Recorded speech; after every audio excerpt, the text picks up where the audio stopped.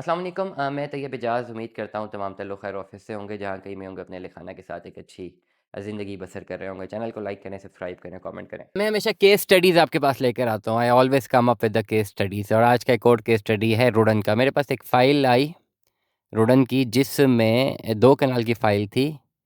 Cost of land कोई लगभग 75 लाख रुपया थी और ये एग्ज़ेक्टिव की फ़ाइल थी। डेवलपमेंट चार्जेज़ 22-23 लाख रुपए लगे हुए थे और पेड अमाउंट 32-33 लाख रुपए थी। अब इस लेजर के ऊपर मैंने कैलकुलेशन बनानी थी कि कैसे इसको सेक्टर ए में कन्वर्ट करें।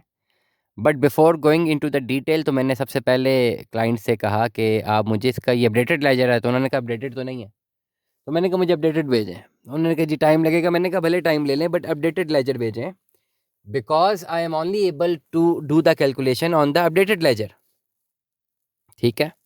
तो मैं तो इस तरह नहीं कर सकता, ये ना हो कि कैलकुलेशन ख़राब हो जाए। जब अपडेटेड लेजर मंगवाया तो I was shocked, literally I was shocked.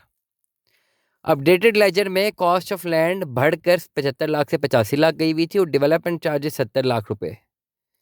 Actual invoice जो कि पुराने लेजर में 92 लाख रुपए की थी वो अब 1 करोड़ 77 लाख रुपए तक चलेगी। वजह क्या कि कॉस्ट ऑफ लैंड और डेवलपमेंट चार्जेस दोनों किस्तों पे उन्होंने टाइमली जमा ही नहीं करवाए।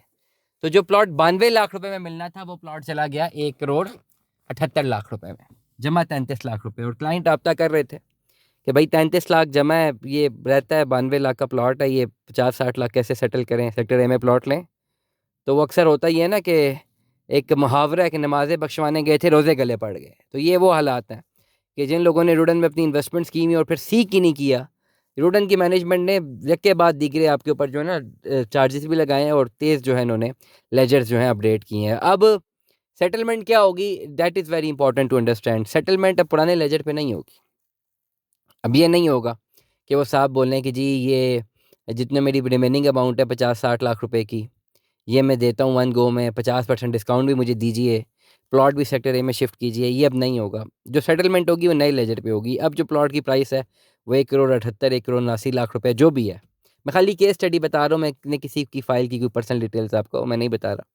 I am just telling you case study. तो 178, 180 जो है अब इस पे सेटलमेंट होगी कि 33 लाख जमा है, 1.5 करोड़ रुपए की पेंडिंग अमाउंट है, उसमें से कितने पैसे जमा करवाने हैं, कितना डिस्काउंट मिलेगा, कैसे सेक्टर ए में कन्वर्जन मिलेगी।